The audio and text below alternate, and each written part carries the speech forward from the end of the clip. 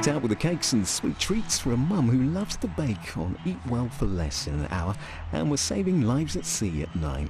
Now, do not adjust your set as the night kicks off on BBC One celebrating a sporting anniversary.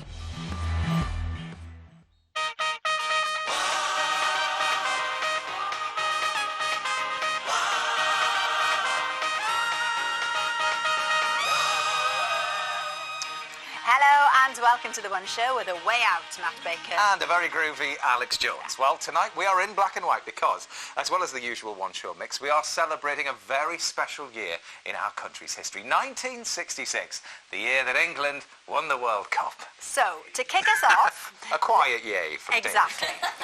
Let's get some rousing 60s broadcasting music. Oh, that's good. Yes, that's good. Very nice. We might need a 60s television announcer too, do you think? Hello, this is the BBC. Perfect. So, in true 60s style, we bring you tonight's One Show. Good evening, and welcome to the One Show 1966 World Cup special. There's tension in the air and excitement in the crowd as the players prepare to take to the pitch. Let's take a look at tonight's lineup. Always a safe pair of hands, veteran goalkeeper Giles Brandreth. Superstar signing and fans' favourite, Jeremy Vine. Making her One Show debut on loan from Hollywood, Isla Fisher. Providing some much-needed talent and flair in the final third, it's Reef. So, join us for every wonder goal, every super save, every dirty tackle. It's a game of two halves, but there's only One Show. Yes, we are going to be providing more excitement than a Jeff Hurst hat-trick tonight, so let's get on with things, Al. Yes, so please welcome once again our guests, Isla Fisher and Jeremy Vine. Nice to have you both with us. Thank you. And nice that you got the memo. I mean, sort of, we're in full-on 60s, but you're colour-coding. Are we in colour now? We're still in black and white? We're now back in colour, yeah. Okay. But you weirdly Worrying that you know have to ask. Yeah. Now, to be honest, Jeremy, the reason we're doing this is for you, because what you're heading towards on Saturday, which we'll get to a little bit later on, but you've obviously been researching the 60s quite a bit. Have you been playing more 60s music on your Radio 2 show? Because we always play the 60s, the Trogs and all of that, the Stones, the Beatles. It's a fantastic decade. I missed it slightly because I was born in 65. And right. I always say to my parents, why did you miss the Beatles? And they just said, darling, we were bringing up 3 children. That's what they say. But I know the best music was made then. Yeah. Yes. You know, it really is. Yeah, and the fashion's pretty good. I mean, we like this look, don't we? It was kind of the birth of the miniskirt, something I'm kind of capitalising on this evening. Yeah. We've got a lot to thank it for, to be honest. We'll talk anyway, more. Our first little film tonight is all about broken hearts. Now, it's a well-known phrase that has recently become a recognised medical syndrome. So, Sarah Mack has been to meet some of those affected. Christine Pearson believes her 97-year-old mum died because of it. She absolutely adored him and couldn't live without him. Valerie McGurk believes she's twice come close to dying for the same reason. Each time I thought I was having a heart attack. But can you really die of a broken heart? In new research, scientists have found that extreme emotional trauma can have life-threatening consequences on a heart, and it's a medical condition we're only beginning to understand. My mum and dad on the wedding day, 1938. They did everything together from that day on. Marjorie and Clifford Hartlin were married for 76 years. In the war, he was missing, presumed dead, for 4 years in a Japanese prisoner of war camp. She refused to believe he was dead. She used to pray every day, then eventually came home very poorly, but they were together again. Last year, after a brief stay in hospital, Marjorie went to the nursing home where Clifford, a frail 101, was clinging to life. Once reunited with his wife, he died. She actually phoned me up quite late in the evening and she said, I keep crying, I can't live without him. And I said, yeah, you can, Mum. I said, just keep thinking of the happy times you shared. But that night, 14 hours after Clifford's death and on their 76th wedding anniversary, Marjorie died. Her death certificate said heart attack. She couldn't face life without him. She died of a broken heart. There's now mounting evidence to suggest that a broken heart may be exactly what Christine's mother died from. Dr. Dana Dawson, a heart specialist from Aberdeen Royal Infirmary, has received the first funding in the UK to research broken heart syndrome. It may feel and look like a heart attack, but scans reveal it's very different. Broken heart syndrome is shown here. The base of the heart is pulsating, the rest of the heart muscle is thin, and it's not doing any effort whatsoever. On the right-hand side of the screen, there's the same patient at 4 months after the acute attack. The heart muscle is now thicker and it's pulsating more efficiently. Today, I'm heading with Valerie, who survived 2 such attacks, to meet Dana for a checkup. One happened after a friend and colleague died unexpectedly. The second when Valerie's daughter was giving birth. There was complications and she was rushed to theatre after she gave birth to my grandson.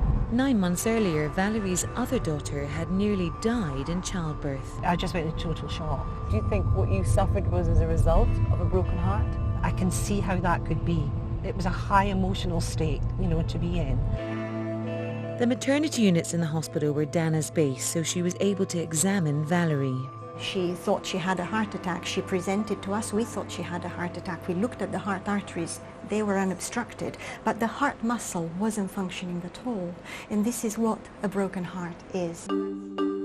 Valerie's tests are part of a long-term study into the syndrome. First, she's having an MRI scan. Okay, Valerie, breathe in again and out. Dana's research indicates up to 7% of presumed heart attacks are in fact broken heart syndrome. This syndrome is probably one of the most enigmatic syndromes known in medicine, and it is so important for us to try and figure out how come that an emotion on the brain triggers such a harmful consequence on the heart. Since we started filming today, a young woman has been brought in with suspected broken heart syndrome, and we're off to try and meet her. Where are we going? Coronary care unit. Marie Weiss suffered her attack 2 days ago in Shetland. She doesn't want to talk about the emotional trauma that triggered it. Hello, Marie. Hi, Marie. How are you doing? It must have been so frightening for you. It was the worst experience ever. And the pain kind of moved down to my chest and my stomach and started to get like pins and needles. How's she doing? She's doing much better now, so we are happy with the progress. For Valerie, there's good news too. Fortunately, Valerie has recovered very well, as we can see there on the screen. Yeah, she's looking very fit and healthy. The question is, can people die of a broken heart? Unfortunately, the answer to that question is yes, they can. Something Christine feels she already knew. They lived for each other, they died together. Perfect love story. Lovely picture. We've spoken to Valerie and she told us that both of her daughters and the babies are doing well, and she's been very busy all over the summer babysitting, so she's fine. Well, fascinating to see those x-rays of that broken heart. That's well, I've believed for conception. years that you can die of a broken heart. Yeah? In fact, I think I nearly have twice. Well, you've I know. It's not the time now, Matt, but I think it's true. It's not the time, but I mean, we can talk about it later. We will. Get to the bottom of this, don't you worry. So, Jeremy, you are about to celebrate one of England's finest sporting achievements ever at the weekend. You were one, you've touched on the fact that you were very young. We've got a lovely picture of you here to prove that. That's me! And there you are. Yeah. That's really cute. So that's roughly when the World Cup happened. I mean, I've just, Isla and I have been talking, and the tragedy of us having to go back 50 years to find a World Cup win for England. Let's pass over that, shall we? Yeah. No, I mean, it's an amazing thing. It's a Radio 2 inspired thing. It's going to be at Wembley, SSE Wembley Arena, and we'll have a great crowd there watching bands, seeing Martin Freeman and other actors recreating the drama, the players, what they were saying, what they were thinking, and above all, seeing the clips of the game go out in, exactly 50 years to the second. And it is minute by minute, isn't it, that you relive it? Yes, because this kind of genius production company created this idea of going back over JFK's assassination, the Titanic, Dam Busters, D-Day, and on exactly the moment of the anniversary, commemorating it all as it happened. So it's all the more electrifying for that. Oh. Yeah, it's quite a challenge then as well for you, you know, obviously presenting this live so that bands have finished and then you're there for the moment when, you know, England are going to score or West Germany. Yes, exactly. Yeah, we're going to have those painful moments of the German goals. Oh. And then I think we know the outcome. That's the good thing. Yeah. We know the result of the game. Yeah. Still I've warned, controversial. this is as close as I could get to the England strip today. I'm so glad you went, You went did into well. colour there to And see we're this. matching.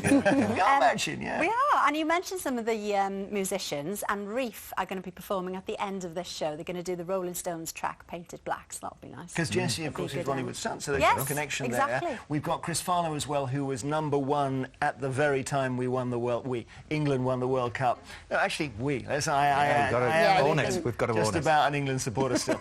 So Chris Farlow's there, and he was #1 with Out of Time, Rolling Stones song as it happens. He'll be singing live for us. Can you imagine 50 years on? Then we've got Squeeze and Lamar and Sophie Ellis Bextor. as Oh, well. I love And her. the brilliant thing is that you're showing the match in colour, because lots of people will remember it in black and white, won't they? Yeah, that colorising thing is extraordinary, isn't it? That they take now shades there. You see, this is the famous moment where England get their 3-2 lead there, and it was the goal that never was, and the linesman came under a bit of pressure, and that's the moment. That was it. That was it. That was the fourth goal. There's Bobby Moore. There's the trophy. And it was a sunny day. Who knew? Isla, do you want to pop your gloves on? Oh, I've been given some very... I never like to hold balls without gloves. Well, there you are, because... Well, this is not any ball. This is not any ball. This is the ball. Yes, I've been told. This I like is... the way you've got that glove on there. Don't notice this. I got this from my broken heart, but I've worked through it. No, this is the amazing ball. Yeah, and it rattles, but I'm not allowed to shake it. They only had, and Isla is originally from Australia, so we've just been talking about the game. They only had one ball that day. They only had one, so they didn't have spare balls. Wow. And then... Okay, so you can tell everyone that back. We'll move on to the commentary now, because one of the most famous bits of British sports commentary ever is this. So we'll have a little listen to it.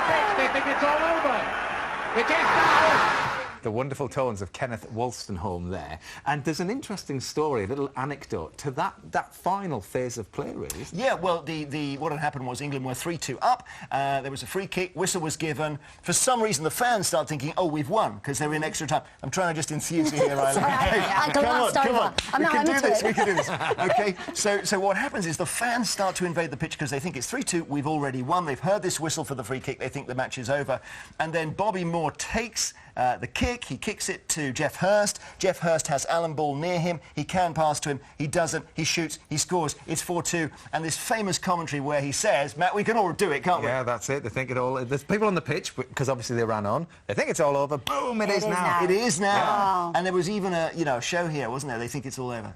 Because quite an emotional moment. Yeah, actually. Huge. We're all sort of still in search of emotional moments. So this, what with the recent World Cup, I drifted towards Wales. I've got to admit this way, Jeremy. Come this way. You've gone over to the dark side. I discovered I had a grandfather. My grandfather, Harry Vine, lived in Wales for quite a long period. And this came out at a very convenient moment. Don't say that on Saturday at Wembley, though, maybe.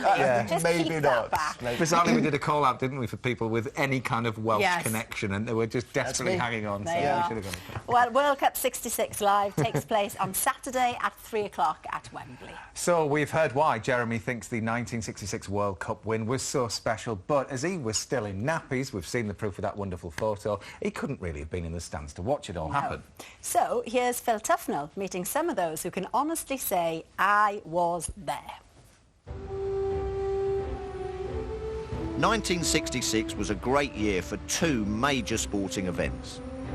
The first, of course, was in April when I was born. The other was when England won the Football World Cup. I was only 3 months old when that momentous occasion happened, but where were you? 97,000 lucky people were in Wembley to witness the 4-2 victory against West Germany, whilst a record-breaking 32.3 million British viewers tuned in to the live broadcast. But as I was far too young to remember it, I need to rely on those people to tell us about the time when our nation was bursting with pride, dancing in the streets, raising a glass to Bobby Moore and that legendary team of heroes. Today we're meeting up with some of those who were lucky enough to be at Wembley on the day football truly came home. Liz and Ros from Wolverhampton had been to the group stage matches and to their surprise had been entered into a secret ballot for the final. When the tickets arrived at Liz's house, she couldn't believe her luck. So I rang up my friend and said, what are you doing tomorrow? She said, watching the match, of course. So I said, how would you like to go? So the next day, we got in the Mini and drove down the M1. Now, we've got a photograph here, and this is Germany scoring their first goal. Helmut Haller has put West Germany in the lead. But you can assure us that's you there somewhere in the corner. It was a very male-orientated crowd. We knew where we'd been standing, and so we were rather lucky to actually find where we were. But it was a wonderful position, because a lot of the excitement happened at our end. In the 18th minute, Geoff Hurst equalised at the opposite end. But in the second half, Ros and Liz were in prime position to see England take the lead. What was the atmosphere like? Fabulous. It was really good. Yeah. There were flags waving. I've never been to a game like it. Yeah, have a little sweep in here, mate. Yeah. Michael, a taxi driver from London, was just 7 when his dad Dennis pulled the ultimate blag to get into Wembley. I wasn't expecting to go on the day, but my dad used to be doing a thing called jibbing in, getting in without a ticket. He joined a queue, which I believe was the catering staff, and wasn't asked any questions. Well, security wasn't what it is today. It was just the staff at Wembley. And I said to him, all right, bring the boy in. He said, yeah, and we just walked through and we was in. I remember being passed down to the front. I was sitting on the wall there, as children used to be passed down to the front. It was a fantastic day, and the last half hour you couldn't really watch. People just turn around and that, you know, because it was so exciting. In the 89th minute, Germany equalised and forced the game into extra time, something Philip, a dairy farmer from Staffordshire, had not been banking on. His cows had to wait longer than usual for their evening milking. We couldn't leave, could we? We've got to stop there, so we stopped there till the end, and it must have been about 6:30 when we got out the ground. Drove home, go outside and milk the cows then. And how did the milk taste? It was beautiful. They've got more milk in them because they've got 4 hours longer. Got the milking done just in time to go in the house and watch Match of the Day. This gave Philip the chance to re-watch the highlights, including England's controversial third goal. And do you think that goal was a goal? Oh, of course it was a goal. It's a goal! Of course it was a goal, yeah, but it didn't matter anyway. In the final moments of extra time, Geoff Hurst sealed the 4-2 win for England. One of the most memorable things about the day was when we're walking back to the car, all the German supporters come and shaking hands and congratulating us, which is very respectful of them. Yeah. I think they realised we were the better side and we deserved to win. Since 1966, every time England qualifies for the World Cup, there's always a hope that another generation can experience what it's like to win the biggest competition in football. But if we never do, at least for now, we can share the memories and the anecdotes of those who have.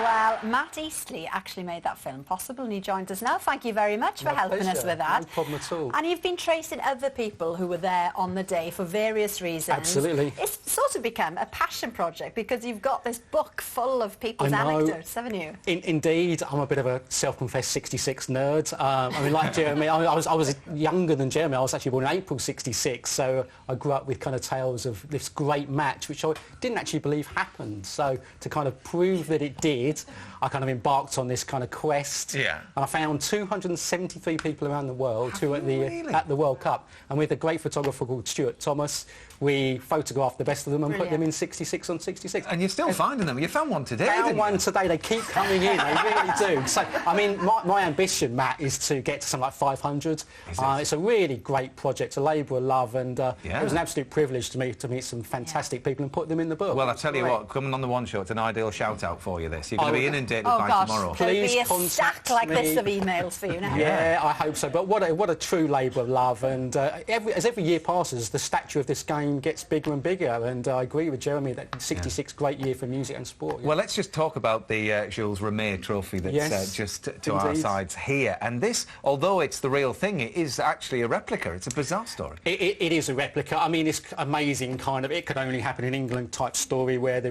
Jules Rimet was on display at a stamp exhibition in the March of '66. And I mean, contrived to lose it. You know, how do you lose the World Cup? But we did it, you know. So the World Cup went missing. And it's just embarrassing, isn't it, really? You know, so they had to make a replica of the Jules Rimet.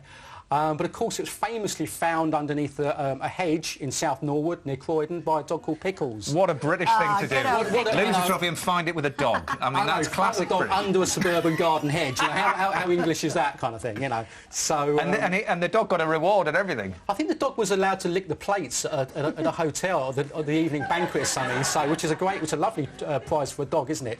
So, of course, they had to make this replica, but the real World Cup was the one that Bobby Moore was presented with on that wonderful day, which I am obsessed with. I keep going on about it, but I am obsessed with the '66 World Cup. We would never tell that you were couldn't obsessed tell. with that. No, never, never. Does it? No. Now, Bernard, let's move to you then, because you were a police officer at the time, and you were at Wembley, but didn't get to see the match. Tell us why.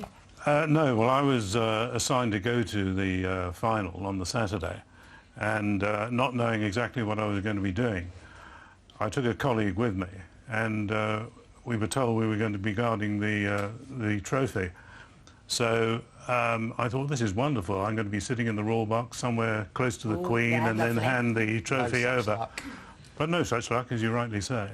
When we got there, we were put into an ante-room underneath the Royal Box. And we had to stay there for the whole of the whole of the day, certainly the whole of the match and the extended play. We were given a television set, which, as you said earlier, television was in black and white. There was nowhere near how you can appreciate football now. And then at the end of the match, I was taken with a couple of officials from the FA to the side of the Royal Box, where I handed the trophy over. And then later, my colleague Bob Geggie and myself, we ran round the pitch close to Bobby Moore to make certain nothing else happened to it. Fantastic. Wow. Great gig. You got on the pitch and everything at the end. And Derek, we can come to you if we can, just very quickly. So you were 19 years old, and you were like a team photographer from behind the scenes. We've got some extraordinary photos here. Just give us an idea of, well, there's you at 19. That's me at 19 years old. These ones to follow. How did you get these? Well, I was the FA photographer. Started 3 years before the World Cup. And I was also the film librarian. But during the World Cup, I went up to Lilleshall Hall with the team, showed films of different matches before the main event, and got all these different photographs, which I'm very proud of. You know. Brilliant. And didn't you edit some footage together, and then they could use that in order to improve their game, couldn't they? Yes. I mean, Alf Ramsey had an office next to mine, or vice versa. And one of my big jobs was to actually give him cups of tea at 11 o'clock in the morning and a biscuit. And, really? Yes, that's one of my major jobs. The photographer, yeah, go on, son. And as a film librarian, I had to make sure that all the BBC 16mm films that were coming into the FA were nicely kept in library format. And Alf Ramsey would pop into my editing office and said, you know, have you got last week's England versus Spain match? And I said, yes, we've just got it in. And he said, well, could you pick out all the corners and the free kicks and edit them all together on a small reel, and we'll take them to the coaching session at the Bank of England ground at Richmond and show them to the team. So following week, we'd all go down there in the England coach with everybody. And after the training session, we'd have lunch, and then he'd have his technical talk with his other team leaders, and he would then say, right, Derek, can I get your projector out? Let's see this film. And so we'd run through it, and slowly, you know, and then he'd have a big blackboard, and he was saying, Bobby, you know, when you passed that ball to Jeff, you know, you should have been in another part of the position. and you know, it was very interesting. And we're just going to show very quickly one final shot, because this is what happened when you rewound the tape and they were all watching it, and you got that classic shot, which then was the start of a wonderful career. Exactly. Yes, I used to rewind the projector and with the lamp on. Yeah. And you could see all the two running backwards. And Adair, you were the lucky one, because you weren't working at all. You were just there for a jolly, weren't you? No, I was very lucky to get a ticket and go to the final match, and I really enjoyed every second of it. Did you? Very awesome. How much did you spend on your ticket? 15 quid. Oh, hey, big spender back in 66. Drinks are on you tonight. Fantastic. Thank you, gentlemen. It's been lovely to meet you. And thanks also to the National Football Museum in Manchester for lending us the trophy, of course, and the match ball that we saw earlier. That will be on display as part of a special 66 World Cup exhibition until next April. Now, England and Germany are not the only rivals on the show tonight. There's also a healthy competition between two of our regulars, the wild ones. Indeed, yes. We've sent our wildlife regulars, what's happened to me? Mike and George to Dorset. Can you not see me sweating? To track down birds, bees, snakes and carnivorous plants. Dorset's Studland Peninsula is internationally recognised for its incredible biodiversity. We're on an expedition together and we have 48 hours to track down some of the unique and unusual wildlife here. You know, you and I have been all over the world, but as far as I'm concerned, I still come back to places like this because, you know, home's best. The amazing thing I find as well is we've come to Heathland, but there's so many habitats that are all kind of packed in. It's an awesome place, lovely weather, great time of year. It's just the company that leaves a bit to be desired. Ah! Well, off you go then, Mike. Go and find some feathered friends instead. I'm going in search of a rare bird, making a startling comeback on these heathlands. The Dartford warbler suffered a population crash during the harsh winter of 1962, when there were just 11 breeding pairs left in the country. I've just heard Dartford warbler. It's a short, scratchy warbler, it lasts 1 or 2 seconds. But they are such difficult birds to see. They are secretive, they are skulking. So hearing them is one thing, seeing them is another. Got it. Got it. Oh, yes. It's got a beautiful purplish front, really distinctive eye ring. It's got a long grey back and yellow legs. And this glorious bird is gradually becoming more common on Studland. The habitat here is working in its favour. It likes a bit of the scrub encroachment, some gorse coming in, lots of mature heather. Thanks to these heathlands and the state they're in, right here, it's flourishing. Now I wonder how George is getting on searching for bird food. Bird food? They're important insects, Mike. We're joining a National Trust project that's looking at the wildlife here 80 years on from a study by pioneering ecologist Cyril Diver. I'm heading out with volunteer Adrian to look for dragonflies and damselflies. There it is. Oh, yes. No! Well, I've hardly been out of camp 100 feet and I found a beautiful heathland specialist. This is a female keeled skimmer. These insects are just the most incredible aerial hunters. Look at that. Is that not a thing of great beauty? And there she goes. Right. More. In summer, these insects are busy producing the next generation. There's a pair of small red damselflies. And there's a keeled skimmer female, and she's just egg-laying now. And as she flies over the surface, she just dips into the surface with the end of her abdomen, and at that point, an egg is released. Oh, that's a nice one. Trouble with these things is they're very quick. But there's an unexpected danger lurking in the bog. Now, you don't see that very often. Look at that. Well, what we've got here is a damsel in distress. This is a sundew, which is a carnivorous plant, and they've got these beautifully sticky blobs, and any insect that lands on them will be trapped and held fast. And this sundew will take perhaps as much as a week to digest this insect, and that is something I haven't seen ever before.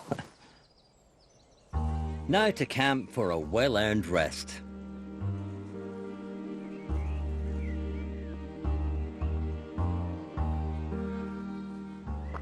It really doesn't get any better than this. To be fair, he's had a terribly hard day. My next mission is to track down Britain's rarest reptile. Where have they all gone? And I discover some hidden dangers on the beach.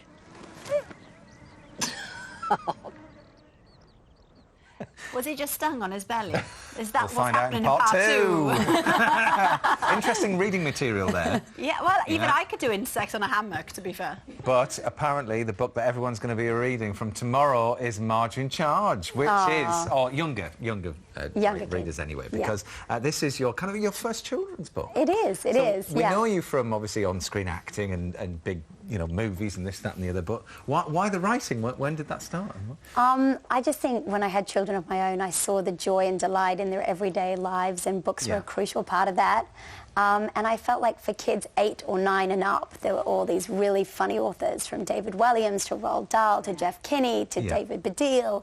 And yet for kind of kids under 8, the reading material was more, early reader, educationally oriented. And so I really wanted that comedy to be there for the youngsters too, because they have, great witty, they're so funny young kids. Sure, yeah. And so Marge is my contribution. And I mean, that's a really interesting age as well, just getting to grips with vocabulary, and then comedy comes along as well. So it must have been fascinating for you to do that kind of research and work out what was funny to read at that age. Yeah, at that age, exactly. And Marge is such a fun character. She's this anarchic and ebullient babysitter that's always up to mischief. And, when I'm a sensible mum, I can't do the stuff that Marge can, so I get to live vicariously through her when I write. She's kind of like the female version of Uncle Buck, if you've seen that film, isn't she? She really reminds me of my best friend who's called Marge, but you're based on 2 people that you know as well. My 2 besties, one who lives in she's the eternal Peter Pan, and the other one that tells these fantastical stories. So she's kind of the love child of them.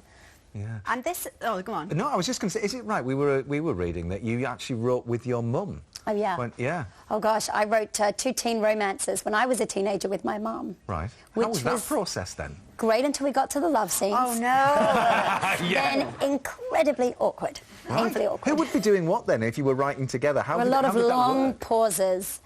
No, I did. Mum helped me with the structure, and I kind of helped create the characters. But she really inspired me and got me excited about. I've always been an avid reader, but writing as well, and it's just been such a wonderful change from acting. Have you read those books recently? No way. Please don't put one up. Oh my God.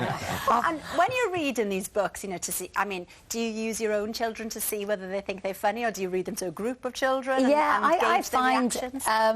Obviously, Marge came about from, as a tool to get the kids to bed, so they've heard them. But also I've read them to all my friends' kids, and believe me, when they don't like it, they just walk straight out of the room. I mean, they are the harshest little critics. Filter. Yeah, there's no filter. No. They're just bored. They start talking or...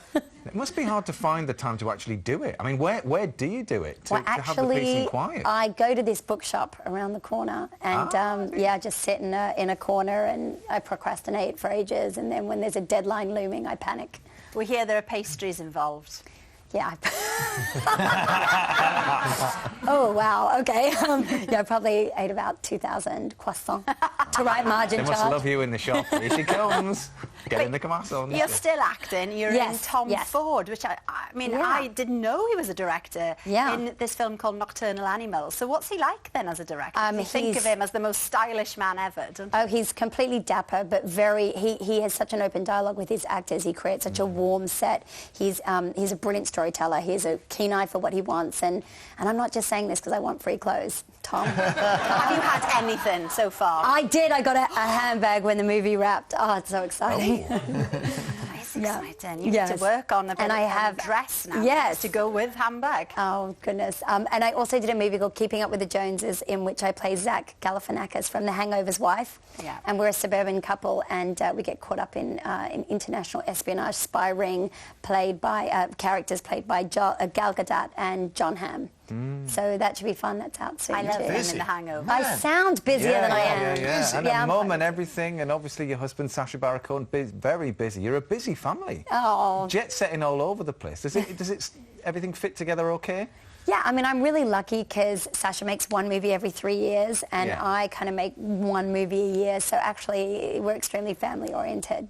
Yeah, good. Well, Marge in Charge is out from tomorrow. It's very, very funny. Now, a few months ago, we asked villagers all around the country to nominate themselves for a special one show where we would come to you. We wanted to explore your history, your community, and let you get involved with making our programme. Now, nominations came from places as far afield as Bewley in Inverness, where Julie McFarlane told us all about Belladrum, which is the Tartan Heart Festival. Now, that's on next month. Lots of live music. We were tempted, weren't we? Thank you, Julie. Thank you. Also nominated was Great Bentley in Essex, reputed to have the largest village green in England, covering, get this, 43 acres. Wow. Goodness me, massive. Big thanks to David and also to Yvonne Smith. That's a sending that field, in. not a green, isn't it? We also had a nomination from Aberdyfi, which lies on the southern tip of Snowdonia National Park. It's known for its supernatural activity. I like this one, including the ghost of Red Tree. We'll go back in Halloween. Thank you very much, Shona Lightfoot Brown. Beautiful spot, looking at all those wonderful postcard shots there. But this time, next week, we will be saying hello to... appropriately, hello, Webley! Hello, Webley! That's... Webley is famous for its Tudor black and white timber-framed houses and home to about 1,400 people. It's a busy working village with over 30 businesses, including a post office, a cafe, farms and a go-karting track. Evolving, thriving and fun. A piece of England nestled in the Welsh marshes. Oh, it looks lovely, doesn't it? A very Vicar of Dibley. Now, thanks to Chris Fisher, who nominated Webley. We're really looking forward to finding out what makes the place tick, meeting all the residents and showing the reality of living and working in a village community, which is a bit off the beaten track. So two of Webley's residents, Alan Jones and Julie Peacock, are here with us now to give us a flavour of what we can expect. So, Julie, where shall we start? I mean, we're going to be arriving on Tuesday. We're doing the show live on Wednesday. Are people generally excited? They are very excited. I can't tell you how excited they are. Good, good. And hopefully they're watching this tonight. Well, let's give everyone a bit of an indication geographically of where Webley is.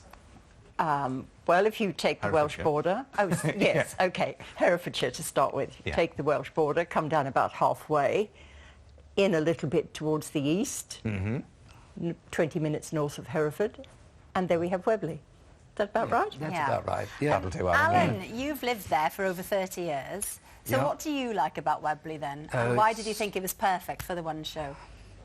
It's a really friendly, caring community. It's driven by...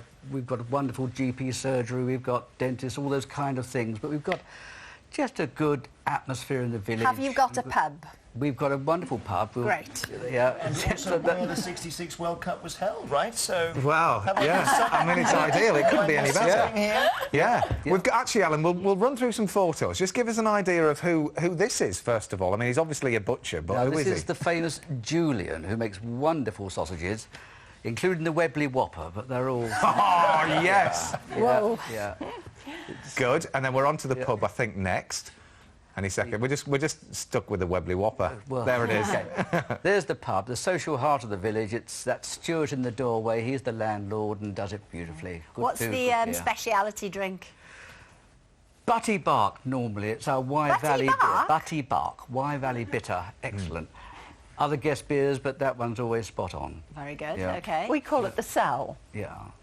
The Sal. It's the name is the Salutation, but it's locally known as the Sal. I see. And we've got the hairdressers here because we'll need that. Al- That's really important, Alan, isn't it? Absolutely. Before we go on the television, Right. we'll have to make a visit to there. You see, they're waiting for you there. They've got the petrol pump outside. It's next door. And we've got the accommodation sorted as well, haven't we, Alan? I Because think you're staying in the village, aren't you? yes, Al's at the local shop.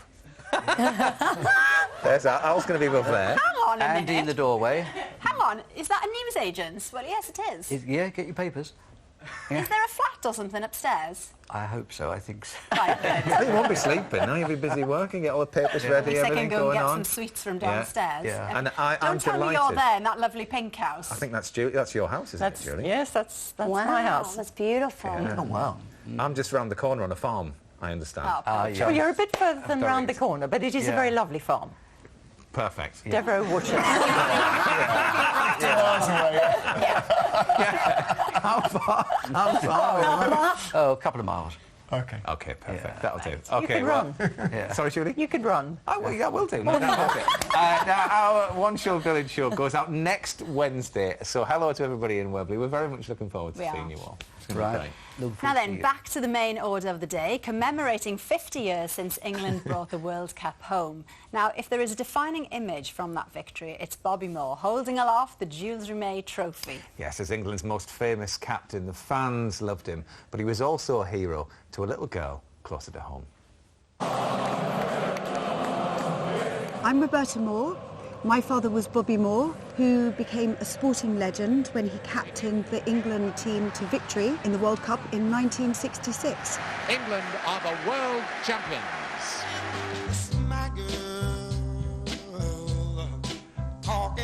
I adored my father. I was a real daddy's girl. I think we bonded from a very early age because Dad was an insomniac.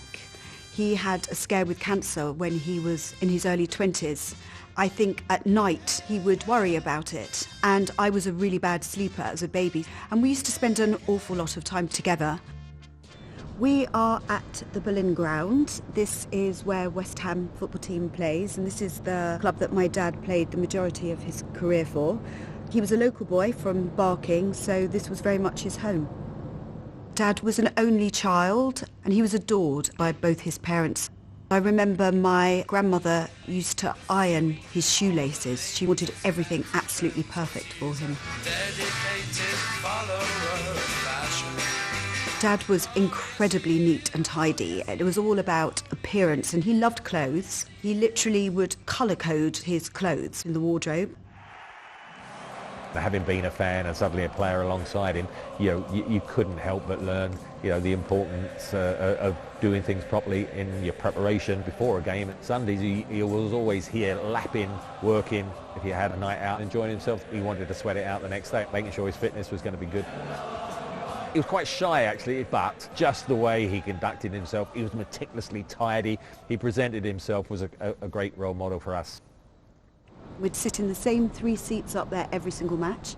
We would wait intently for Dad to run along this edge of the pitch, and he had a secret wave, which was that. He never failed to give us the wave. This was my first family home. It was at this house that we were living when there was a kidnap threat, and we had a team of detectives move in with us for a couple of weeks. And we had a lovely nanny at the time called Pauline. And Pauline and Geoffrey, one of the detectives, ended up falling in love, and I was a bridesmaid at their wedding. This was the house that I lived in from the age of about 7, and Mum and Dad designed the house, and it was their dream home. They were the Posh and Becks of their day. They had a very glamorous lifestyle. I remember we had lots of parties. When we were on family holidays, it was always very relaxed and very low-key. Dad had a hat. It went everywhere on holiday with us. He just used to love this hat. I always remember Dad with cut-off denim shorts and his little holiday hat. In my late teens, my mother and father went through a very bad patch in their marriage, and from having a very blessed and charmed childhood, it was a real storm. It was a very, very difficult time. Even though my mother and father split up, he was always there for us as a father. He never left us as children. After the divorce, I worked with him. We were very, very close. I knew that he'd been getting very upset stomach, and he was diagnosed with bowel cancer. He was a very private man, so we decided to keep it very much to ourselves, that he was ill with a terminal condition, and he very stoically continued working. He lived his life to the full. I'm very, very proud of my father, and one of the reasons I wanted to set up the Moore Family Foundation was I felt that there was something that we could do with Dad's legacy in the area that he grew up in. We decided to go into schools and work with children just before they go into secondary school. It's not just about academic support, it's about making lifestyle choices. So we wanted to incorporate some of Dad's core values. Respect. We've got hard work, self-discipline. I think Dad will always be a very, very integral part of West Ham. Our greatest son, Bobby Moore. He will go forward with them at the new Olympic Stadium. He was such a wonderful man. His legacy will go on and on. Well, thank you very much to Roberta. And yesterday, Bobby became the first footballer to be honoured with an English Heritage Blue plaque on his childhood home in Barking in East London, which we saw there in the film. Now, if you've just tuned in and you're wondering why on earth are those two dressed like that? The clothes budget hasn't shrunk that much. We're celebrating 1966, Yes, the year that England won the World Cup. And, Giles, we've been talking this afternoon. I mean, you remember it like it was yesterday, don't you? Well, it was virtually yesterday for people like me. I do remember it well, 1966. I was doing my A-levels that year. And in my gap year, the following year, I remember going to Moscow. Very exciting. It was behind the Iron Curtain. And all the taxi driver would say, knowing I was English, was, Bobby Moore, Bobby Moore, oh, Bobby Moore. I mean, Bobby Moore was a world-famous figure. He was a reason for being proud to be English. And that match was the only football match I've ever watched from beginning to end. And you notice we won. So perhaps I should be watching more regularly now. Oh, the Omen, yeah. It was a memorable year in many ways. My father that year got a credit card. And they were introduced, Barclaycard introduced the first credit card in 1966, and he got one. He was so proud you could pay with a bit of plastic. And we lived in London in a mansion flat in Baker Street. And 100 yards from our front door was a shop owned by the Beatles. This was their big year, 1966. They had a little shop on Baker Street called the Apple Store. An Apple shop owned by the Beatles. What did they sell in there then? They sold clothes, they sold records. Computers? No computers at all. Computers didn't exist. Computers. There it is, look. There is the shop. And I lingered outside there to catch a glimpse of, and I saw, Paul McCartney and John Lennon. Oh, wow. And it was controversial, because that was the year that John Lennon said, the Beatles are bigger than Jesus. And that went worldwide as well. And they were huge. It was also the year, and that's where I first saw her, that I saw Yoko Ono. She appeared on the scene. Wow. I was very interested in politics in 1966. The two big political figures at that time were Ted Heath, leader of the opposition, and Harold Wilson, Prime Minister. Both this year marks their centenary.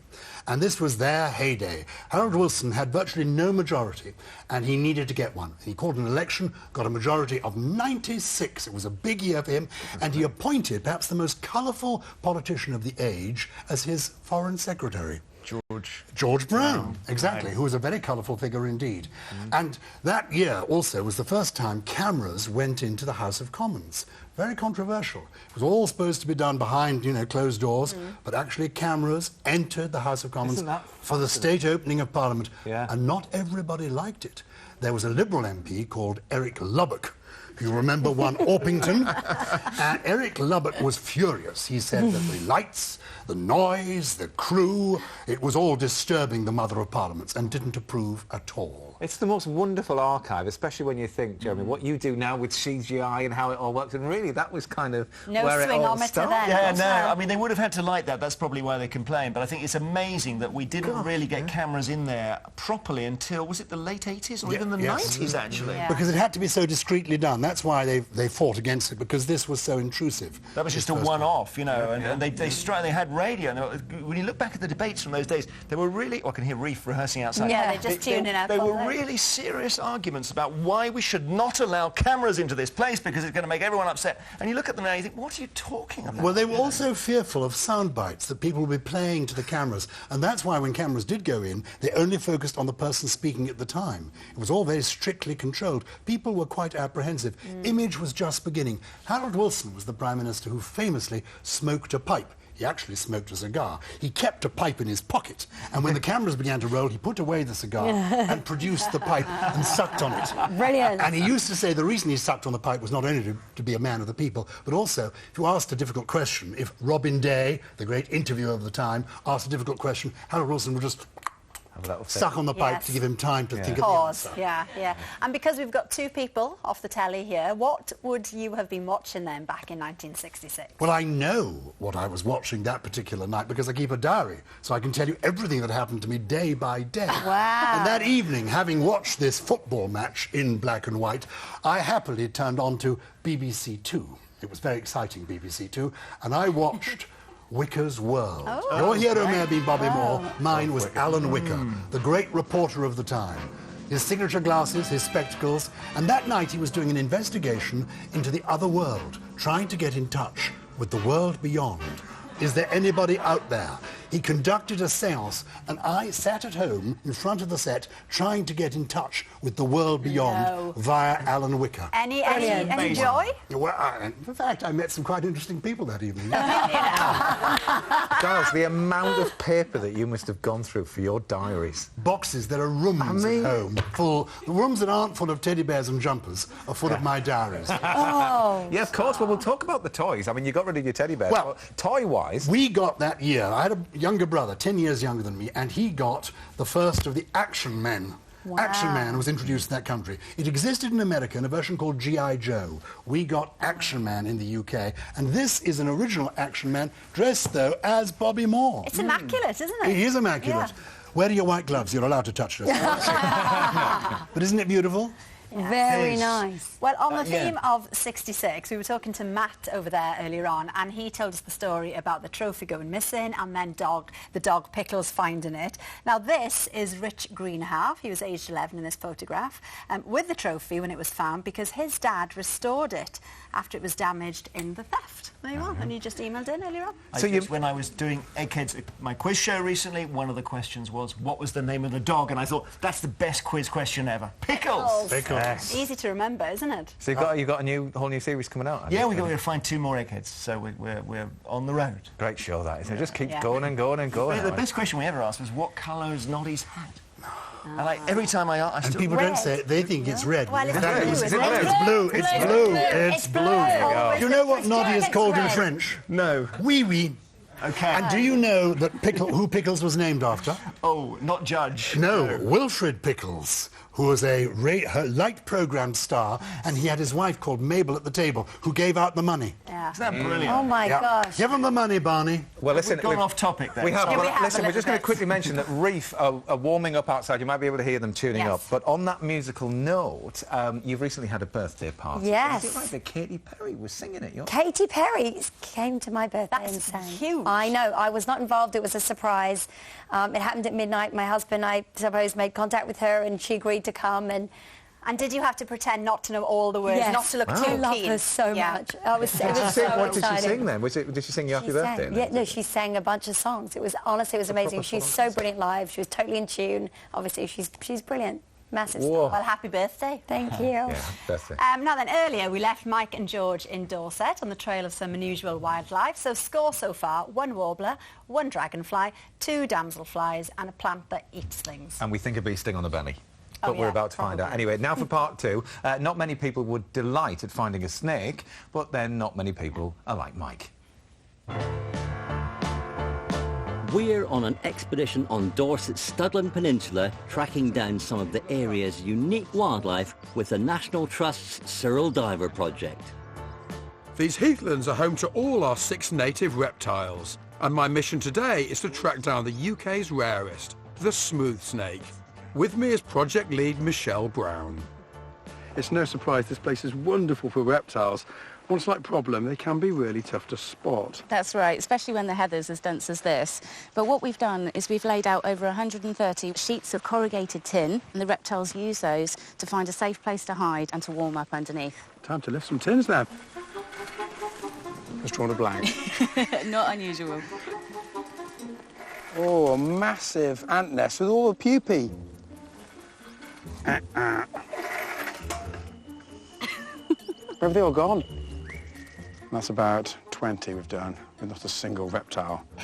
Still confident. Come on, let's get the next one. Well, what did you expect, Mike? It's the rarest snake in Britain.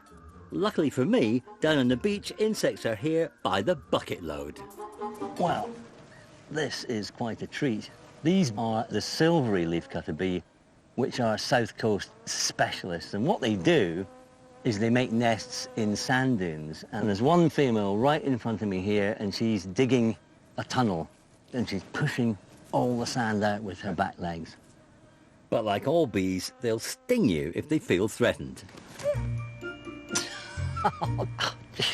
They do hurt. Once the bees have excavated their burrow, they fly off and they're looking for wild rose that's growing in the area, and they cut out little bits of the leaf material with their jaws, they roll it into a tube and fly back, and they do this several times. And what they're actually trying to build is a beautiful little lined cell like this, and inside here they place an egg, and that's where the bee develops. And that is absolutely ingenious. There are no smooth snakes under this tin. It's all good though, that's the beauty of wildlife, its glorious unpredictability. More ants. George would be delighted there's so many invertebrates. Not a single reptile though. Beginning to wonder if we've bitten off more than we can chew. Oh dear, Mike. I'll see if I can find something. Well, I'm on the track of a small, rare blue butterfly, and the heathland here on the Isle of Purbeck is one of its real strongholds. It's the males that are really obvious to see as they flit among the flowers of bell heather. There we are. Beautiful. Right there. This is the silver-studded blue butterfly. It's one of Britain's rarest butterflies, but it's thriving on these heathlands. It gets its name from the silvery studs on the underside of the wings of the males. A thing of great beauty. Any luck yet, Mike? Just lifting a lot of these sheets. Onwards. Next one. Let's try this one. Yep. Smooth snake. I can't believe it, Michelle. Elated, delighted, relieved. It's worth the wait, though, isn't it? Can I hold it? Yeah, of course you can. Of course, I'm only holding this because I've got special permission under Michelle's licence. And, of course, it's not a venomous snake. No, that's right. They're more of an ambush predator, and they have no venom, so they won't do you any harm at all. But what about numbers here on the peninsula? Well, our studies are still ongoing, but at present we estimate that there'll be under 50 individuals on the peninsula. That few? Yes, not many at all. Crikey, I had no idea it was that unusual. If someone was to ask me, what is the one thing you'd like to see on Dorset's heaths? It's this, the smooth snake. See, I told you persistence pays off. What a glorious couple of days. Great heathland wildlife in one of Britain's most beautiful spots. Now time to get this lot packed up. Oh. See, Jeremy and I are so excited. They're actually live periscoping right now. It's the new way forward. Wow. We're so multi-platform on this show. Well, they are anyway. Listen, that's all we've got time for. What a night it's been. Thank you to all of our wonderful guests this evening. Isla's book, Margin in Charge, is out tomorrow. And Jeremy, good luck with World Cup 66 on Saturday. It's live. It's all going to be happening. Also, joining Jeremy on Saturday are Reef, the band behind us, and the guitarist in the band is Jesse Wood, who is the son of Rolling Stones guitarist Ronnie Wood. It's all perfect. Well, it makes it all the more fitting that they play us out with the Stones classic from '66. This is Painted Black. See you tomorrow. Here we go, chaps. Go for it.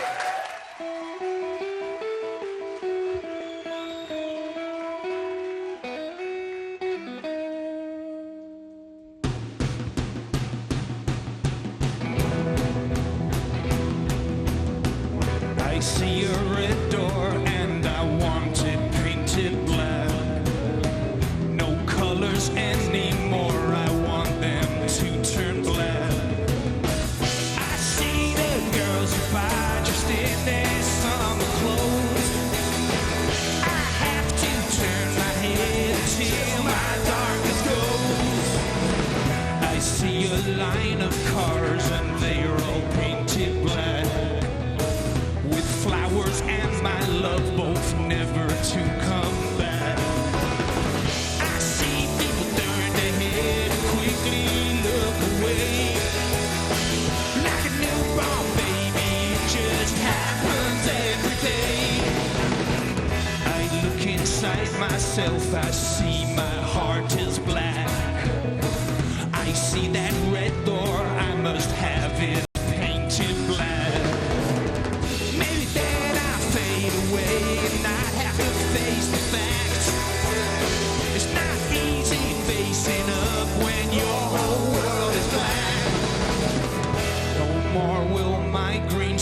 go turn a deeper blue.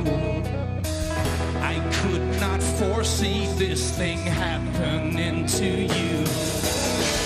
If I look hard enough into the setting sun, my love will laugh with me before the morning comes.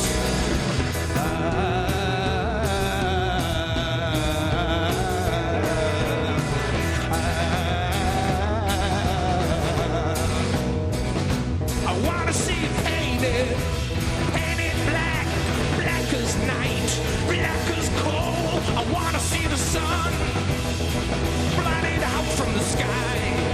I wanna see it painted, painted, painted, painted black. Yeah.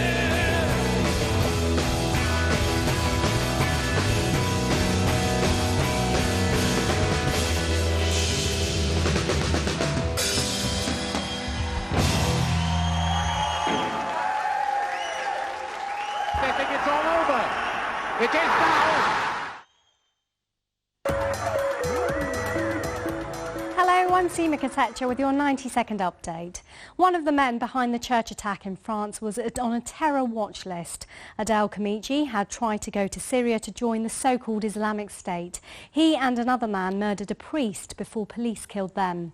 Samia Shahid from Bradford died visiting family in Pakistan. Her husband believes she was killed because they disapproved of the marriage. Police have launched a murder inquiry.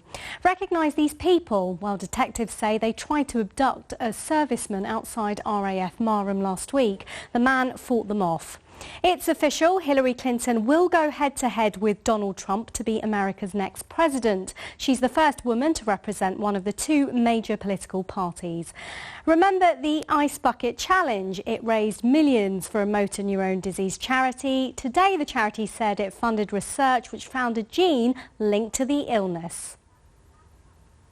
Now the latest from here in London. City Airport's getting bigger as a multi-million-pound expansion is given the green light. Campaigners are concerned about the number of extra flights.